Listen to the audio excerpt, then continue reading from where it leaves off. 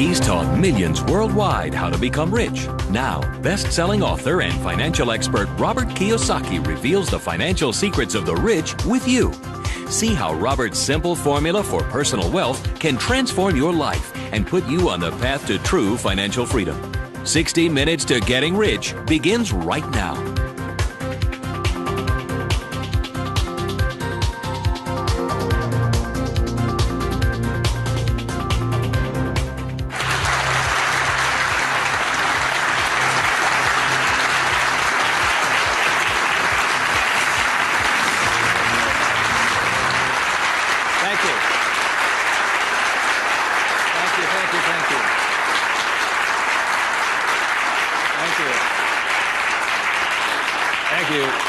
You're very kind. Thank you very much.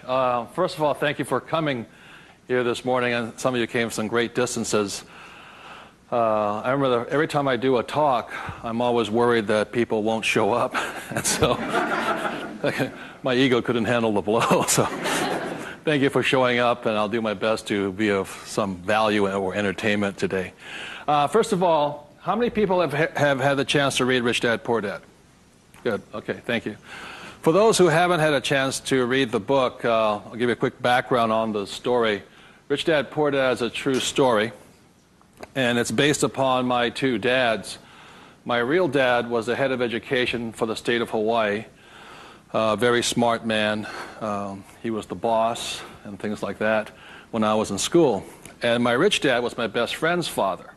And my best friend's father was a man who didn't finish school. He dropped out of school at age 13. But ultimately became one of the richest men in the state of Hawaii. Self-made, did it on his own, and stuff like that. So Rich Dad, Poor Dad is a true story of what two fathers tell their two sons, my best friend and I, about the subject of money. And as the the positioning statement of the book says, what the rich teach their kids about money, that the poor and middle class do not. And as we all know, for the most part, we learn very little to nothing about the subject of money in school. And so what we learn about money oftentimes is handed down from parent to child. And those are the ideas that we have relative to the subject of money. So my rich dad was a man who, he was my best friend's father, like I said, when you look at the white sand beaches of Waikiki and the hula girls and the palm trees, my rich dad was the guy that owned the land underneath the hotels. And my poor dad, I call him my poor dad, although he was a high-paid government official, and I do mean high-paid. He made a lot of money. In fact, he made much more money as far as a salary and paycheck goes than my rich dad. And so the story is really what my rich dad taught me as compared to my poor dad. And so what we're going to be going over today are some additional ideas and thoughts and information that may assist you in getting wealthier, easier, quicker.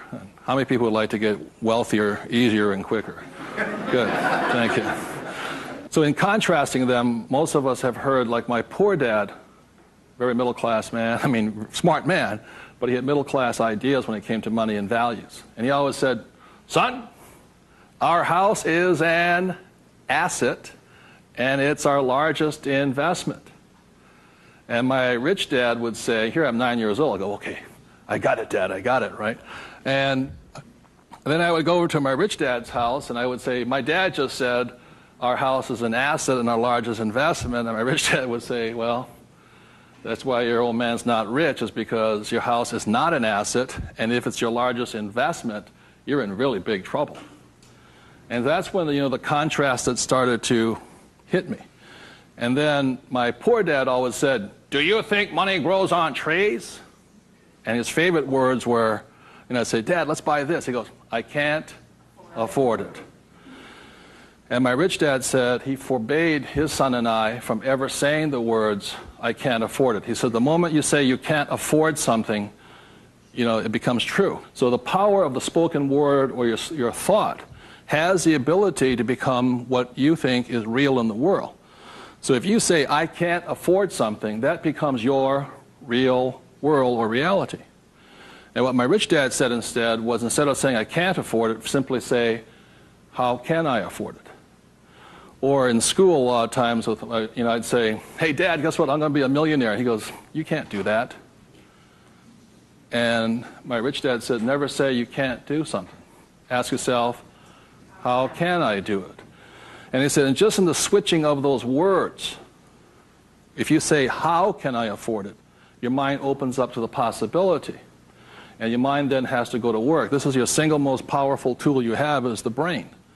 But if you say, I can't afford it, then the thing goes to sleep and it sits there, goes dormant, and doesn't have to do any more work. You're the one who's doing the work then. So those are some of the subtle, differences. My poor dad, the school teacher the head of education always said to me, he says, son, go to school, get good grades, get a safe, secure job, high-paying job, and work hard. And my rich dad said, that's a good idea if you want to work hard all your life. He says, but if you want to get rich, you have to learn how to have money work hard for you so you don't have to work for it. And you also have to learn to buy companies. Don't be the guy applying for the job, be the guy that's handing out the job.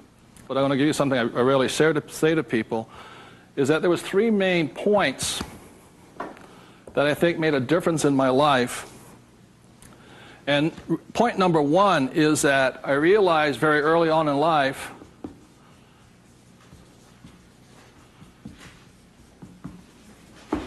money is a what? Idea. It's whatever you think it is.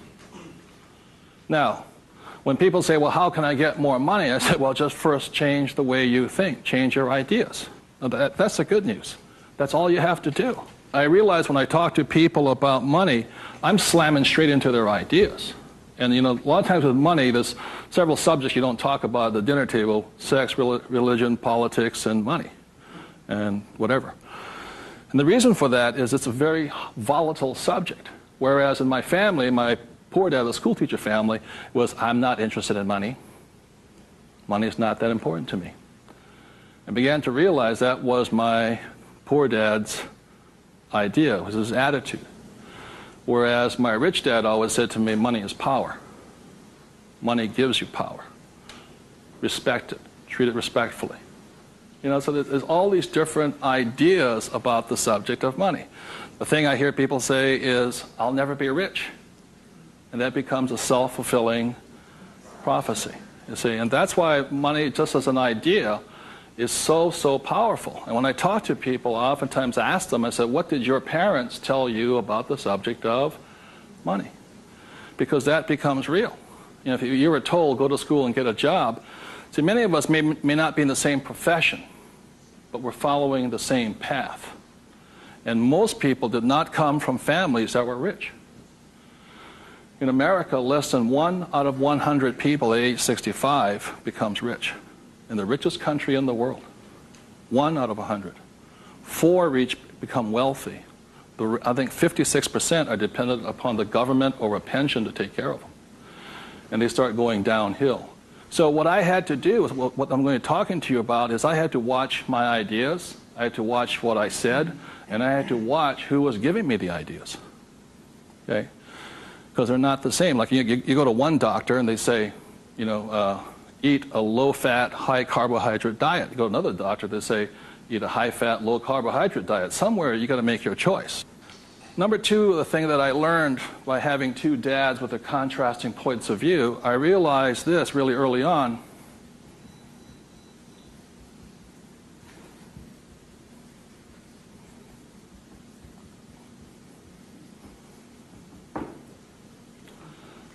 I realized that money doesn't make you what? Rich. Because my poor dad made more money than my rich dad. So I think one of the biggest mistakes we've been going into is a lot of times people actually think if I win the lottery, then I'll be rich. Or if I go to Vegas or gamble or my luck changes, then I'll be rich. It has nothing to do with it.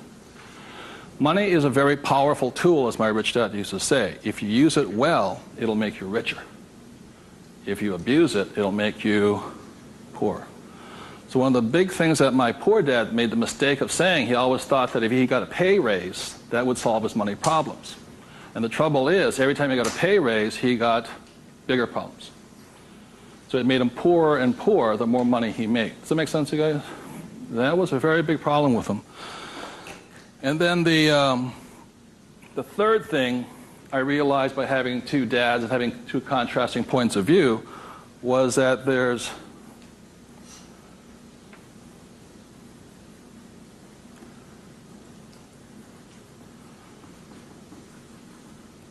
Two kinds of money problems. One problem is not enough money. The other problem is too much money. And they're both problems. And the thing that I say to people is this, that, like I think most people think they're real special. I'm the only one with money problems. Well, the reality is everybody has money problems. Everybody. Every single person. Every company has money problems. Every country has money problems. Every government has money problems. Everybody has a money problem. What makes you rich or poor or middle class is how you challenge or handle the problem. And what most people do, since, so most of us came from families where the problem was too much or too little. Too little. And that becomes our idea.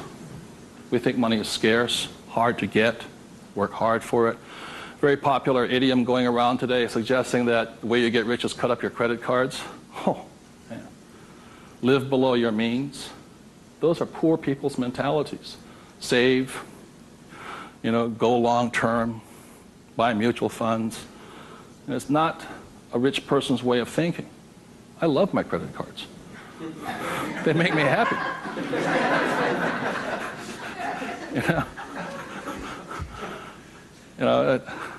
I drive, it says, drive a cheap car. I don't look good in a cheap car. I don't feel good. Now, the point I'm making here, again, there's poor, middle class, and rich. And very early on in my life, I really realized that being poor and struggling did not look good on my face. I did not like it. But I grew up in a family that if you were rich, the idea was that you were crooked, evil, not caring, inhuman, not generous, and all that stuff. So if I said I want to be rich, then I went against my family's values. It was tough having that. Now, the other thing I saw was that by my rich dad managing his money well and becoming a business owner and an investor, that he got richer and richer and richer. Then he had a different kind of problem. His problem was too much money. And my rich dad said to me when I was about 18 or 19 years old, he said, son, there's two kinds of problems. Not enough or too much. Which one do you want? And at that point, does it make, and so I made an obvious choice. I said, I like the one with too much. I want to have that problem. And it's a very big problem. So knowing these three different things, I could make different distinctions and different choices in my life. The big point I want to make today is that money comes down to fundamentally a choice. That's all it is.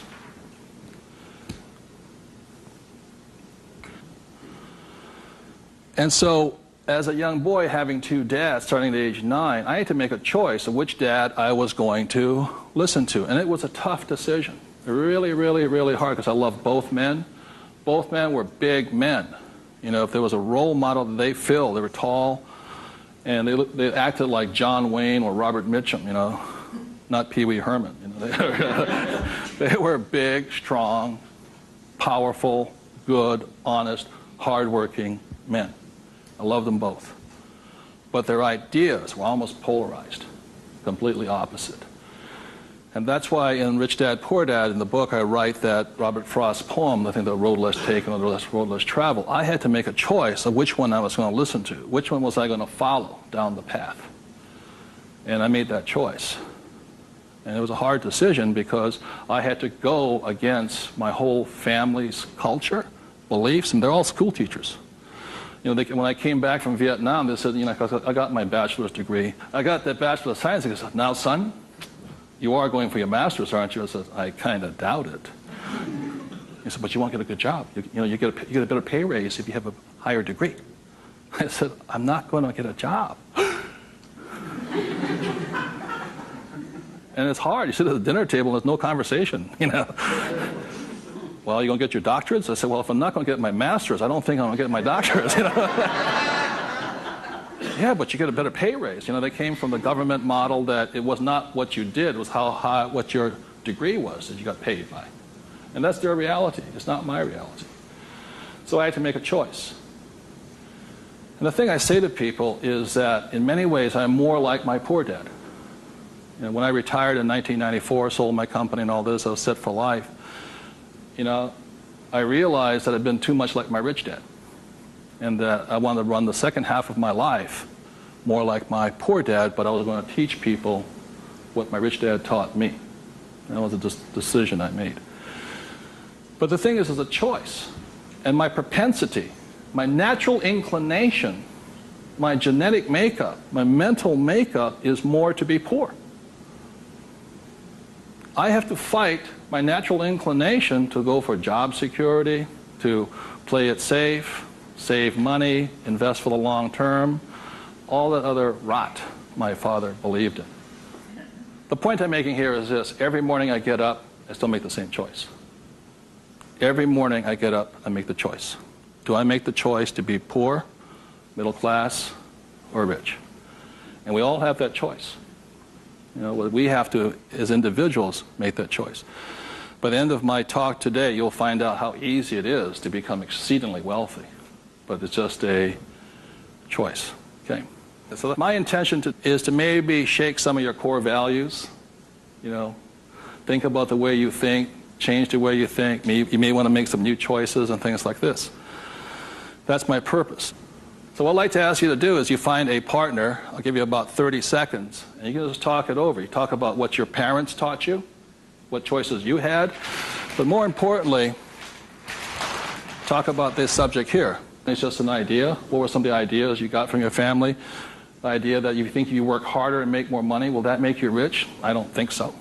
And there's only two kinds of money problems. Which one do you want?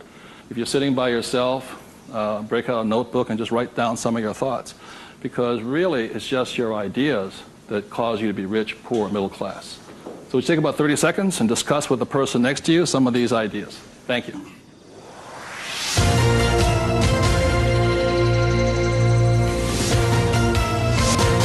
The main point of the book, Rich Dad, Poor Dad, for those who have not read it, so this is book number 1. The main message and the point is the importance of financial literacy. Can you read a financial statement? So, again, comparing my rich dad and my poor dad, the school teacher, was very word literate. I mean, he read a novel a week. He read constantly. And he used to say to me, you know, readers are leaders and leaders are readers. I said, good. And I go see my rich dad, who didn't read that much. He says, but the difference between your father and I is I can read numbers. So so Rich Dad, Poor Dad is very simply about the numbers. And this is an income, expense, assets, and liability. And that's the basis of financial literacy, a financial statement. Now, the problem, and so what it is about the difference between assets and liabilities, things like this, and this is really what the book was about. You know, the thing about asset, my father would say our house is an asset, and my rich dad would say it's not, because very simply assets, according to my rich dad, asset will put money in your pocket whether you work or not. And a liability will take money from your pocket whether you work or not. That was very simply it. The important things about a financial statement is that it allows you to see the truth instead of being stymied by other people. My bankers never asked me for my report card yet, you know.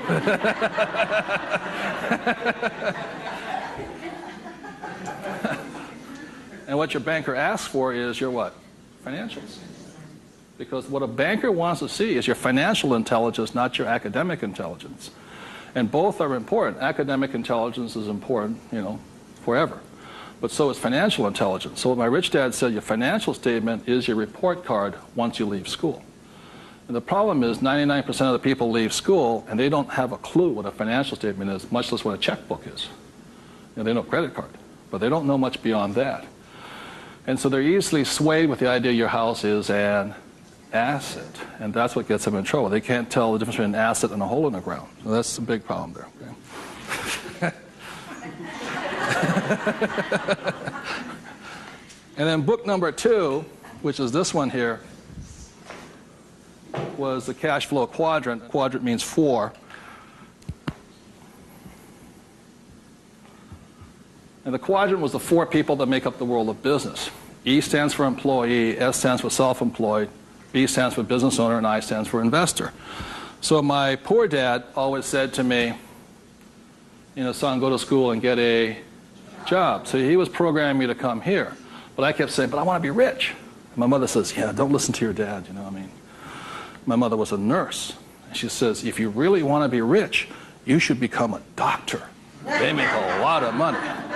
So my mother was saying become, specialist, self-employed, or small business owner, independent. You hear people say, if you want to be successful, get a profession. Something you can fall back on. Become a plumber, electrician, attorney, accountant, something you can fall back on. Because these guys are the smart guys. These are the people that become doctors, lawyers, accountants, and they're really the brains of the class. My rich dad said to me, Robert, you make a lousy employee. You can't follow orders. You don't like sitting still. And you're not very smart. I said, right. He says, you'd be very good over here. He says, because these guys aren't that smart. And that's the truth. That's why some of the richest people on earth are over here, because they're not smart. But they know how to surround themselves with smart people. And that's one of the biggest differences. And the other part is the investor. And the investor uses a different mentality, different emotions. The investor wants their money to work for them. And their words are, what's my return on investment? How soon I get my money back? See, most people have the money in a 401k. That's not an investment plan, it's a savings plan. An investor would not do that because it ties that money up too long. I want my money in and I want my money out. I want to know when it comes back to me. It's called velocity. How soon do I put it in? How soon does it come back? Savers put it in and they leave it there forever. It's a different value system. My rich dad said, you always tell an employee by their words. They use the same words all the time. So an employee will always say, I'm looking for a safe, secure job with benefits. Always. My rich dad also said you can always tell a self-employed person because they'll say such things as, I'm going to charge you 6% commission, like a real estate salesperson, or $100 per hour, or I'm going to charge you for the job by this much. So they go, for these people, time is money. And the business owner, what they say, I'm looking for the smart people, best people, I'm looking for the best system. They don't, because they want to move on and start another business. They want to have multiple corporations. Very big difference. And an investor says, I want an ROI. Now, the theme song for the self-employed, the difference between the small business owner and the big business owner is very simply this. A big business owner, if they do the job right and build the company, they can leave. And when they come back, the company's doing better without them, more profitable because they have the bright people running it. A self-employed or a small business owner, if they leave, the income goes where? Down. Or if they have employees, they just ferret out they just take everything falls apart. So that's the difference. And also the difference between an S and a B is the size of their ideas. Like a lot of times I meet people come up to me and say, I want to start a hamburger stand. One hamburger stand, Whereas the same guy named Ray Kroc comes and says, I'm going to build a hamburger stand all over the world. Difference in vision, idea, and leadership skills. They're very, very different people. And the reason they're different is because emotions. This person here values, it's fear, so they want security. Security drives them hard. So they're fearful. This person over here is lack of trust. And these guys, they're highly specialized. They're also the most satisfying, because they have their own time, their own life, and all this. They're very happy this way, but it has its limitations also. And generally, these people are limited to about $500,000 a year max in here, just because time is money. Over here, it goes unlimited, how much you can earn. So there are very, very big differences in the thing. The investor here, their thing is they're neutral, emotionally neutral. In other words, what that means is they don't care if you're winning or losing. When somebody says, I'll go to somebody, the stock market's going to crash. The mutual funds get wiped out. They're not neutral. They're reacting. A true investor doesn't care if the market goes up or the market comes down because they're going to make money either way. That's an investor. They really do not care. They know that losing is part of winning. It's called money management, how well you do that and all this. Very, very neutral. And this person over here, the emotion is patience. You have to be patient. These guys want to get paid now. These people may not get paid, I think the average is 3 years, right? They don't get paid. That's why the first question when somebody comes to ask me to invest in their company is, are you willing to work for free for 3 years? I go, no. I said, well, I don't invest with you. Because you're still thinking like this.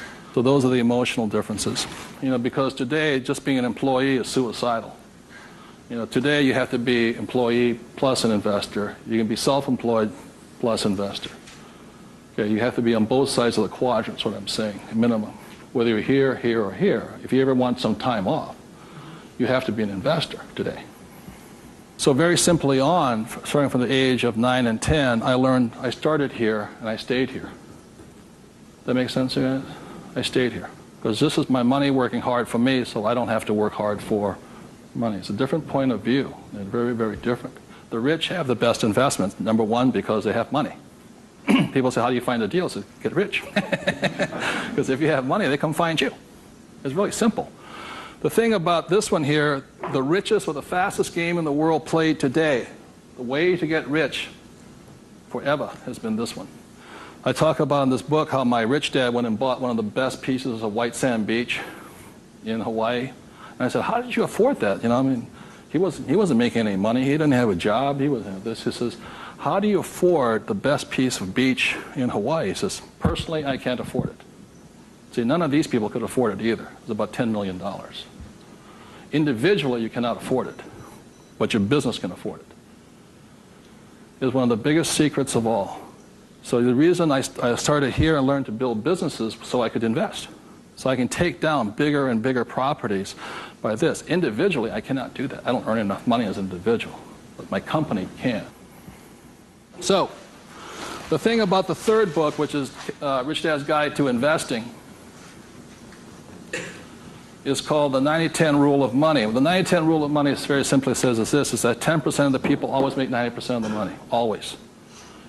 That's a very big part of it. And a big part of the investment book is how do you take your idea, build a business around it, and take your business public. So the reality, as I know, is every single one of you sitting out there in the audience, you have an idea that can make you exceptionally wealthy beyond your wildest dreams. Every one of you is creative enough to have an idea. The trouble is, when you went to school, they didn't train you to be a business owner. They trained you to be an employee, working for the rich. What the rich have the ability to do is take their ideas and create massive businesses out of them. So you have your business, which does your investing for you. And the tax laws are written in your favor, investing through a business. That's how the rich get rich, because they pay less in taxes, very simply because they invest through the B and I quadrants. Investing from here, the laws are written against you here. In America, 1943 was the Current Tax Payment Act, which made anybody who was an employee could not pay themselves first. Government gets paid first. If you get a pay raise, government gets a pay raise. Forever. Forever. You make $1 million, you still pay more in taxes, incrementally. 1986, they passed the Tax Reform Act of '86. All doctors, accountants, attorneys, and the laws were changed against them. But they never changed the laws for the rich, because this is how the rich have gotten rich, by owning corporations and businesses. And that's been in effect since 1215, which is the signing of the Magna Carta. So ever since the thing is, you have to know, you want to get rich, you have to play by the rules of the rich, because the rich make the rules. And for the last thing I'll say about taxes is this. If you're an employee, the tax laws is that your financial looks like this. If you're a business owner, your financial looks like this. And the big difference here is this, is as an employee, your first line item expense is tax. If you're a business owner, it's the last. That is the biggest loophole ever. And that's why the rich get richer. Is they can take their money that comes in here and goes in here, and these guys' money comes in and goes there. Very big difference. So would you take 30 seconds and discuss whatever you have heard so far? Thank you very much.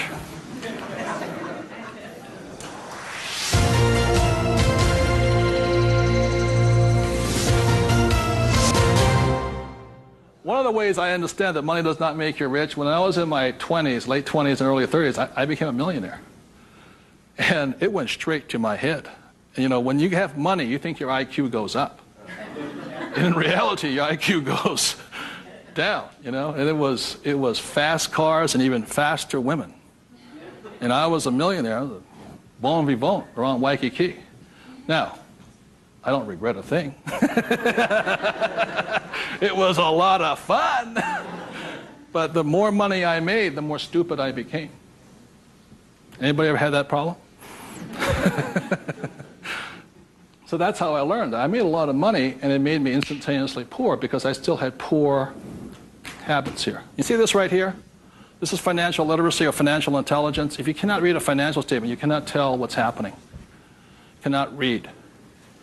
And what you don't see here is how the rich make more and more money because of this one little loophole here. You know, that's my account. You know, over here you hit 335,000 in income, and your tax rate keeps going up. Over here you hit 335 in income, tax rate goes down. The laws are written for the rich by the rich. Period. So very quickly I'll go into a financial statement, and this is the basis of wealth here.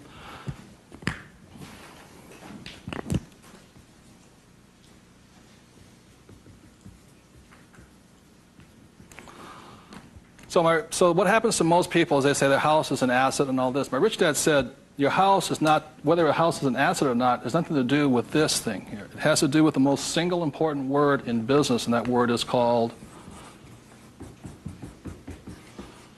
what's the word? Cash flow. It's cash flow determines it. So, very simply, when I was 9 years old, my rich dad said an asset is something that flows money into your pocket, and a liability is something that takes money from your pocket. Just because your banker or your accountant says your house is an asset doesn't mean it's an asset. So when I read a financial, I see something listed here, and then I see whether it lodges up here. Now, if it doesn't lodge up here, then it must be going this way. It's going out the expense with no income. Does that make sense, you guys here? That's a very simple way of looking at it. Now, taking it one step further, this is where the confusion sets in, is very simply because if you buy a house for, let's say, $100,000, and you get an $80,000 mortgage on it, you put $20,000 down, the problem is your house is listed both asset as well as liability, and that's where the confusion starts. It's listed in both sides, and that's the problem. So the thing here is this, and by the way, the word mortgage comes from the French word mortir, which means death. You know, so that means you're engaged until you're dead with the house, and staggering. So let's say you buy this little green house here. Okay. The way you know it's an asset or liability is, let's say I use it as a rental property, and after paying all taxes, you know, taxes, insurance, and expenses, and all this stuff, I make $100 a month. It shows up over here under income of $100 a month. Now, if let's say I have a tenant who trashes the place, doesn't pay me rent, takes me a year to evict the bugger, immediately that house becomes a what? Liability. So the house can be either asset or liability, but it's not because it's an asset or liability listed here. What determines if it's an asset or liability is income and expense. So what makes a person struggle financially is that what they do is they go out and buy a house, and they call it an asset. So you have a house mortgage over here. You buy a car, you call it an asset. You buy yourself a Gucci suit, that's called an asset. You get a gold watch, it's an asset, and all this. But they're really what? Liabilities. And so what happens is, I can tell if a person's rich or poor or middle class very simply by reading the financial. I can look at the financial and see this. If money's coming in and money's going out, this is the cash flow pattern of a poor person. It's not how much money you make. It's how you spend your money. I know a doctor here in Arizona, he makes over $500,000 a year. But he spends $525,000 a year. It comes in and it goes what? Out. He thinks like a poor person. Okay. The average middle class person, because they have a job and the bankers like people with jobs and all this, they get all this stuff. This is their cash flow pattern. They have huge long-term liabilities. They're illiquid. Okay? And this is the cash flow pattern of the great middle class who think they're rich. My rich dad said, just because you live in a big house, have a nice car, and wear nice clothes, doesn't mean you're rich. You could be broke, more poor than the poor person. So the difference was, for me, was that I spent my life learning how to acquire assets. So I don't need a job. The object was never to work for money. It was to learn to acquire assets that put money in my pocket, either stocks, bonds, real estate, businesses. So this is the cash flow pattern of the rich. The way to find out how rich you are is this: is let's say you're married, husband and wife. If the two of you stop working, what happens? See, if my wife and I stop, income still keeps coming, because it's not dependent upon us working. The average person, all their assets, they realize if they stop working, are really liabilities. As my rich dad said, assets feed you if you stop working, liabilities eat you. And the reason they can't stop working is because the liabilities eat them. So the definition of wealth is how long can you survive without working? And it's measured in days or years in time. So when I retired in '94, my wealth was infinite. In other words, I always had more than enough money coming in that was greater than my expenses. And that's a way of thinking. Would you please take 30 seconds to discuss that thing on cash flow? It's cash flow that determines if you're rich or poor, okay? Thank you.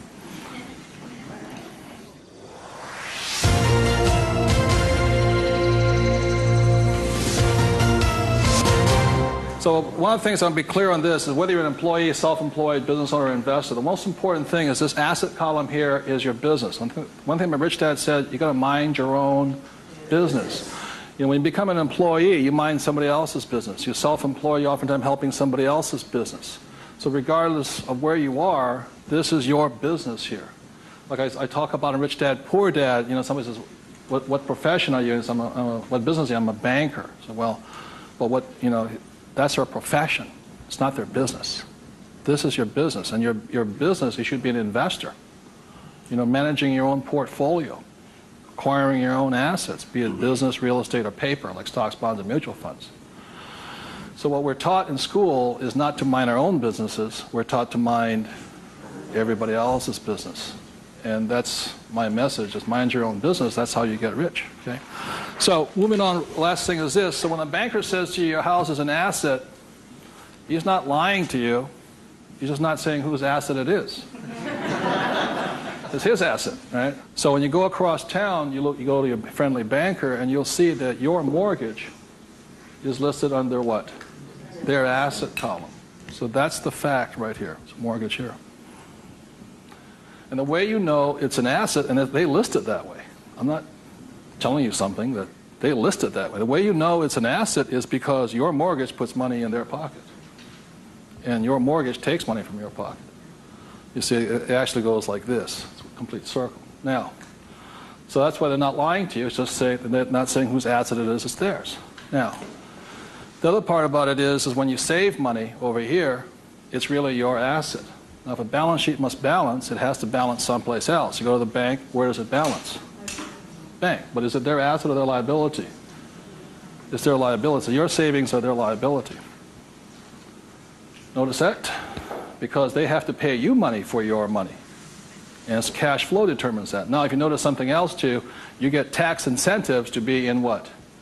Debt, and you're taxed for having savings. And that's why they say, how can we tax savings? It's because you're not smart enough yet. The banks know, political action committees, they control, the rules are written by the rich. I'm not saying I love my bankers. I love them dearly. But you have to know the difference between assets and liabilities, and whose rules are you playing by? Poor, middle class, or the rich? Got it?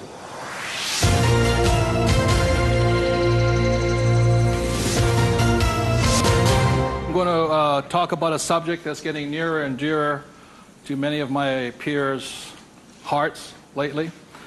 And the subject is retirement, or the lack of the ability to retire. So I said the way I retired early has to do with the issue of this.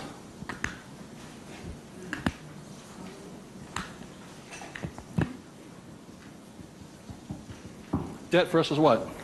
Equity. The reason I could retire early was because I'm in debt. I borrowed my butt off to retire early. The average person is going to take to 65, 75 as long as possible because they're trying to retire on what? Equity. In other words, they're going to try and use their hard-earned cash to retire, where I would rather use the bank's money to retire. So I am in debt up to my eyeballs. Because the reason is I know some of you out there, because I'm sure some of your parents told you to get out of what? Debt. Well, that's not that intelligent. Because you have to know there's good debt and what? Bad debt. And most people are loaded with what? Bad debt. And if you want to get rich, load up with what? Good debt. And the question I asked those bankers, I said, let me ask you this. How long would it take you to save $1 million? I'll ask you guys, how long would it take you to save $1 million? A couple of years at least, right? Yeah. How long does it take you to borrow $1 million? About 10 minutes. If you have good financials. And that's the difference. And that's the price people pay for not being educated in this world, to think that they have to work hard, save money, and finance your retirement on equity. I'd rather do it on debt. And the way I do it on debt is my banker will always lend me money on a thing called real estate. Always. They will not lend me money to buy stocks, but they will lend, even if it's bank of what stock, their own stock, they won't lend me $1 million for 30 years at 8%. But if I find a commercial building, $1 million, 8%, 30, they'll all day long. The thing that scares me right now is never have so many people in the history of the world bet their retirement on the stock market. And they've bet real money. Am I correct? And trust me, the market will crash. Always has and always will. Now, those taking deep breaths right now, because you're not, because that should be good news. Because if it crashes, that's when you get rich. But the people who have been trained to think of playing it safe and all this, they're going to be in terror. Completely different point of view. So the point I'm making here is this. One of the reasons I wanted to get educated, understand cash flow, play the game, was just so I could borrow money faster. When my poor dad always said to get out of debt. Debt was bad. So I just called, I just called my broker down the street here. I said, I need 2.4. He says, come in and sign the paperwork. That was it. 2.4 million, just sign. Now, because I can take that money and make 10 million out of it, the average person will go on vacation with it. Or buy a big house or buy a boat. It's called fiduciary responsibility. If you can prove you know how to manage your money and you have the good financials, plus you have a couple of million in cash, they'll lend you all the money you want. Because they know my problem is too much money. And the reason I buy real estate is because I get more tax breaks.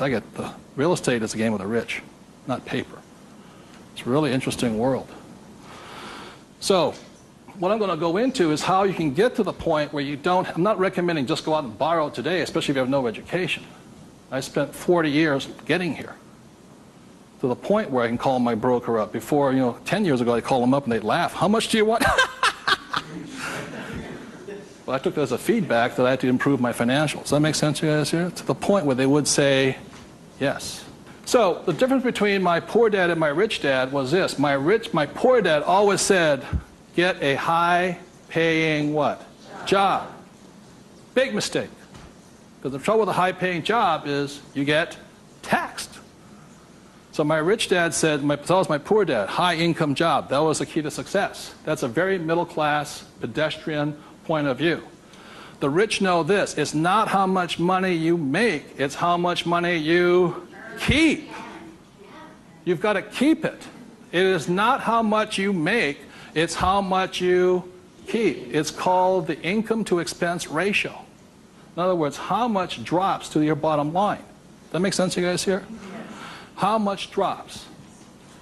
So the minimum is 30%. So if you're making $1,000, the minimum that can drop is 30%. If you're not going 30% to the bottom line, in other words, this way, and you don't have to do it, I'm just giving you the ratios that work.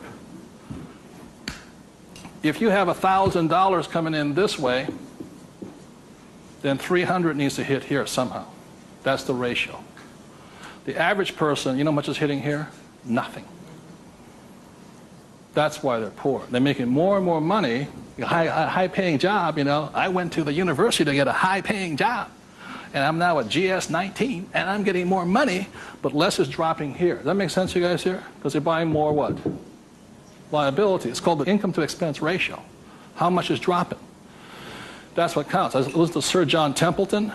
He said when he first got married, for every 1,000 that came in, 500 hit here.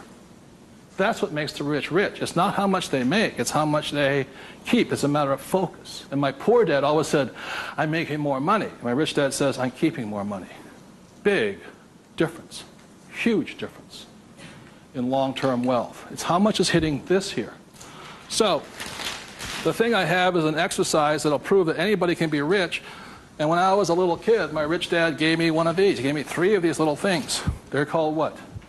Piggy banks. So if you want to get rich, go out and buy 3 of them. Okay? 3 piggy banks. That's all it takes to train yourself to think to be rich. Now, for every piggy bank, so you have 1 piggy bank, 2 piggy banks, 3 piggy banks. 1 is for saving, 1's for investing, and 1 is for tithing or charity. Very important to give. The decision you make today, I'm talking about choices. You can say, well, that's too simple, you know. But the choice you make is for the rest of my life, or for the next 90 days, whatever you can handle, how much am I going to put in each bank every day? Not once a week, every single day. Because what you're training is your brain to think like and act like and be like a rich person. You're dropping it to the bottom line. So, let's say the most you can handle today, given your horrific financial brilliance, is $1. Good. Now, I don't care the dollar amount, but I do care that you do it. It's like going to the gym and saying, you know, today I look like a sumo wrestler, but tonight I'll look like Arnold Schwarzenegger. It's not possible, you know what I mean? It's not going to happen. So how many people right now could say for the rest of your life, with 3 piggy banks, you'll put $1 a day away per bank? Good, right? I mean, it's not, and everybody can do it. But the problem is, most people won't. And that's the difference. But once it hits your piggy bank, it's yours for the rest of your life. You pass it on for generations. That's what the rich do. The middle class finds some cheap and tacky excuse to break the bank. Am I correct? You know, I got to spend this money. That was my poor dad. Well, if I make more money, I'll get a pay raise next year. The government, you know, be a GS-19.5. But they kept breaking the bank. Now, it has nothing to do with the dollar amount. It has to do with the habit, the way of thinking, that this is more important to me than eating. It's more important than my kids' clothes. More important than everything else is this. This is first. So start with $1. Everybody can do that. All it is 0 to go to 10. Now, at this point, people say, well, that's not that tough. Try $10 a day. Then you see some heartbeats. At that point, you're now at the boundary of what's possible for you. It's only a 0 added on to it. And you want to spend it. Now, if this becomes easy at $10, then just up it to, and you'll find your heart rate going up. So when people say, well, this is a simple exercise, I'm beyond it, then try going to, it is not the dollar amount. I mean, it's not the things, it's the habit. And you know you're a stud.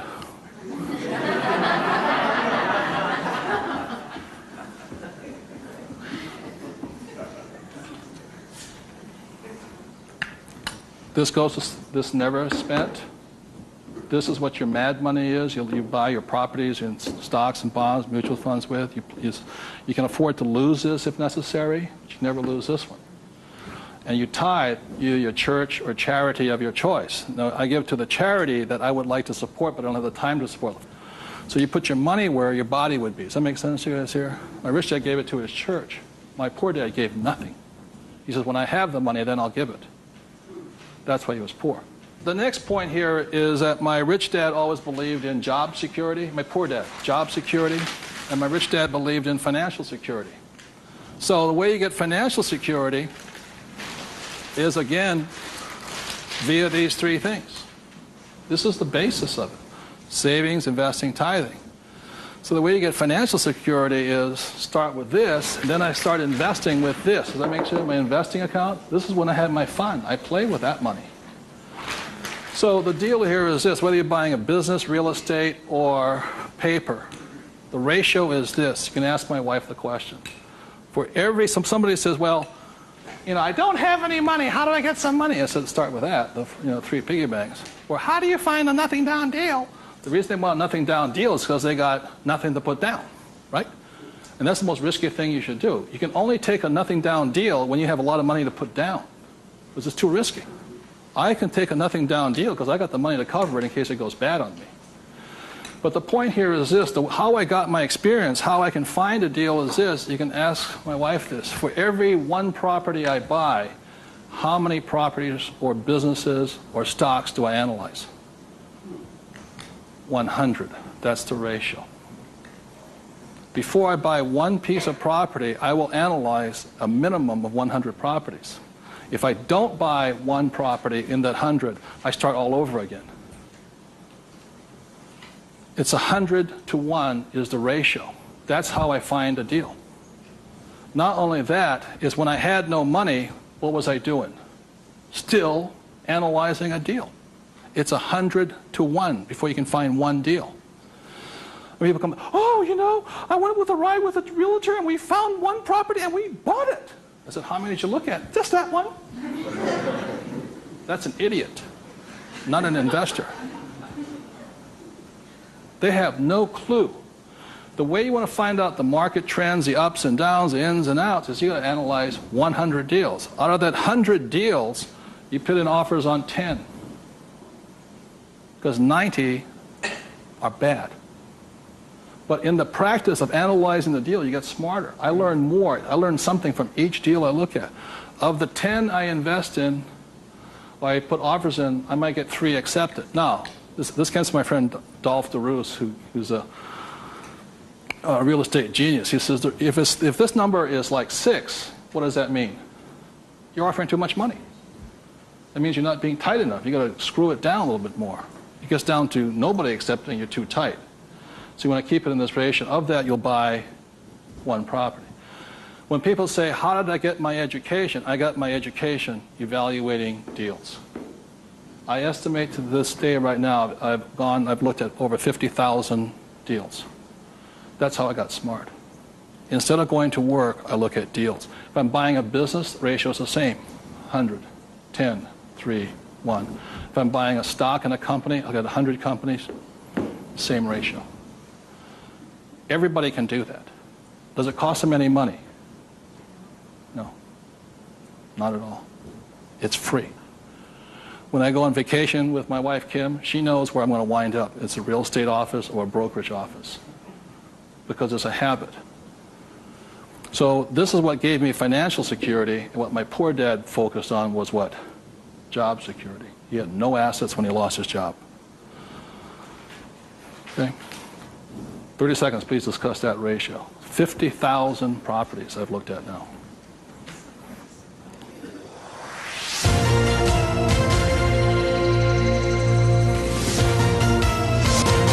I'm going to do one last thing that, in my experience, keeps most people poor or struggling financially. So remember the 3 piggy banks? That gives you the money. Doing this, 100 deals. The reason I don't have a job is because it would interfere with me looking at deals. I don't want to do that. I'm looking at a deal constantly. That's the people that work with it constantly. That's all I'm doing is tracking down deals. It's a waste of time to work. I don't get rich. So that's the thing. The second part is most people don't have the time to spend the time to get rich. They're too busy working for the money. And the third part is most people say it's risky or it's fearful or they chicken out. You know, they see a deal. Even if they see it, they back out. And I've seen so many people do it. And the reason for that is because if this is an iceberg, okay, most people, they say, I'm going to get the 3 piggy banks, I'm going to look at 100 deals, but it comes time to put the money, we call it go hard on the dollar. Got to go hard. If this is your conscious mind, let's say, this is your what? Subconscious. Money, sex, politics, religion. This thing takes over. I have seen people go, I might lose money, when the stock market crashes, and what if this is bad, and I'm going to call my accountant, my attorney. This talks. I see him walk away from it. Well, I'll think about it. It doesn't cost you anything to buy a piece of property. Nothing.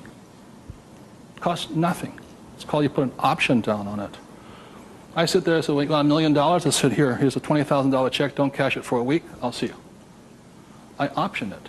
Same as in the stock market. Option. I don't use the thing. It doesn't cost you any money to buy a piece of property.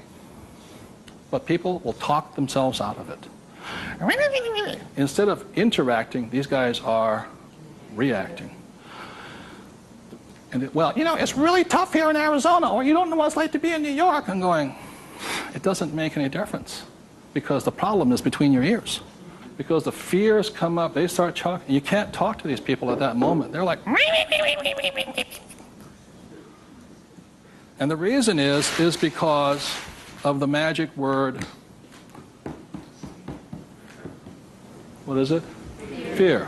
And what happens to the average person, fear stands for false evidence appearing real. And what I mean by false evidence is that if this starts talking, they'll start gathering the evidence to make sure that it's real. Well, you know that most businesses fail. Let me show you the facts, and let me show you the stats. See, they're looking for all that false evidence. They'll validate, they'll justify it. They'll call their mother, their sister-in-law, their brother-in-law. Yeah, we agree with them. Am I right? Yeah. They'll make it real. It's not real. Like, I got crucified that said, that the 9 out of 10 businesses fail. I said, that's correct. Most of them fail, but one makes it. I said, look, I failed twice. Twice I was part of the 9, but once I made it to the 10. The difference between you and me is you haven't failed at all yet. Yogi Berra once said the great thing about the National League is that if you strike out 7 out of 10 times, you're in the Hall of Fame. So the biggest mistake was by my poor dad, my rich dad. This did his thinking for him. He could give you all the reasons why you failed. When I failed, I felt terrible for about a year. It was horrifying. I lost millions of dollars. Self-esteem, I was homeless again, on the street and all this. But once I got that back, I was stronger. Then I failed the next time. A little bit, 6 months, depression. Third time I hit it. Difference is my poor dad said, you failed. My rich dad says, you haven't failed enough. There is a difference.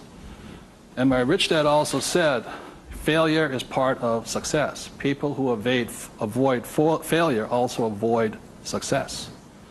So your biggest expense is not what you spend. Your biggest expense is the money you're not making because you're afraid. So the thing that my rich dad taught me very early on, called fear.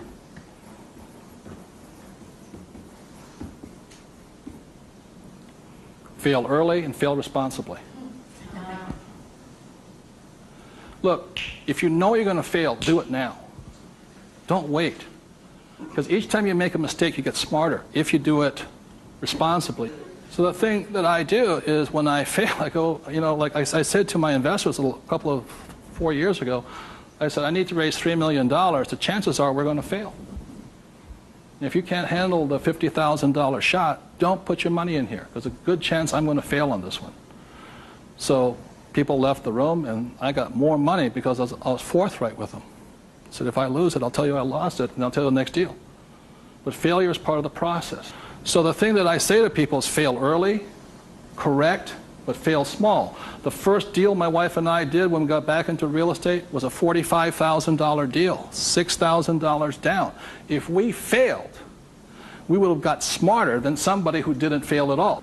But we didn't. So we pushed the boundary, going bigger and bigger, hoping to fail. While everybody's avoiding failure, I'm hoping to fail because I'm going to get smarter. I open my mind up, I ask people for their advice, I synthesize the data, make my own decision. But I live and die. If I make a mistake, I own this. I apologize, I blew it. I made a mistake. This is what I learned. Continue on. So I want to thank you all for being here. The thing I want to leave you most with is that every morning, you know, as a 9-year-old boy, I thought, who was going to listen to? It was a choice, rich dad or poor dad.